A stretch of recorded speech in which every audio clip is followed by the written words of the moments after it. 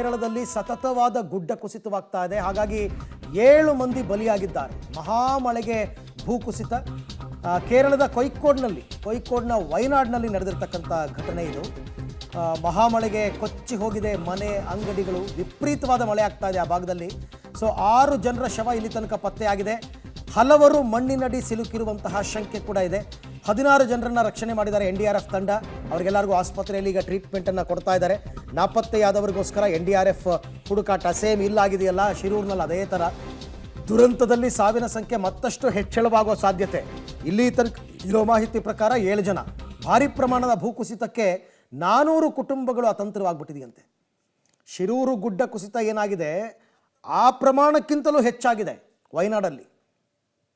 ಹಾಗಾಗಿ ಈಗ ವಯನಾಡಿನಲ್ಲಿ ಕೋಯಿಕ್ಕೋಡ್ ವಯನಾಡು ಆ ಭಾಗದಲ್ಲಂತೂ ಮಹಾಮಳೆ.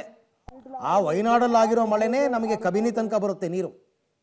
ಕಬಿನಿ ಡ್ಯಾಮ್ ಅಷ್ಟು ಬೇಗ ತುಂಬಿದ್ದಕ್ಕೆ ಅಲ್ಲಾಗಿರೋ ಮಳೆನೇ ಕಾರಣ. ಈಗ ಮಳೆಯಿಂದಾಗಿ ಭೂಕುಸಿತ ಆಗ್ತಾ ಇರ್ತಕ್ಕಂಥದ್ದು ವರದಿ ಆಗ್ತಾ ಇದೆ.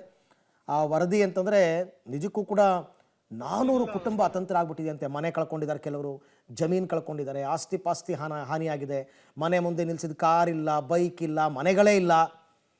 ಈ ಥರದ್ದೆಲ್ಲ ಆಗಿದೆ. NDRF ಅವರು ತುಂಬ ಶ್ರಮಪಟ್ಟು ಕೆಲಸ ಮಾಡ್ತಾ ಇದ್ದಾರೆ.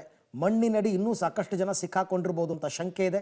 ಸದ್ಯದ ಮಾಹಿತಿ ಪ್ರಕಾರ 7 ಜನ ಮೃತಪಟ್ಟಿದ್ದಾರೆ. ಈ ಸಾವಿನ ಸಂಖ್ಯೆ ಇನ್ನಷ್ಟು ಹೆಚ್ಚಾಗುವಂತಹ ಸಾಧ್ಯತೆಗಳು ಇದೆ. ಒಂದೇ ದಿನ 2 ಬಾರಿ ಗುಡ್ಡ ಕುಸಿತವಾಗಿರೋದು. ಒಂದೇ ದಿನ 2 ಬಾರಿ 7 ಜನ ಈಗ ಸದ್ಯಕ್ಕೆ ನಮಗೆ ಲೆಕ್ಕ ಸಿಕ್ಕಿದೆ. ಅದು ಈ ಗುಡ್ಡ ಕುಸಿತಗಳಲ್ಲಿ ಎಕ್ಸಾಕ್ಟ್ ಲೆಕ್ಕನೂ ಸಿಗಲ್ಲ ಎಷ್ಟು ಜನ ಅಂತ ಅಂದ್ಬಿಟ್ಟು. ಬಟ್ ನೋಡೋಣ, ಅಪ್ಡೇಟ್ಸ್ಗಳು ಬರ್ತಾ ಇರುತ್ತೆ, ಹೇಳ್ತಾ ಹೋಗ್ತೀವಿ.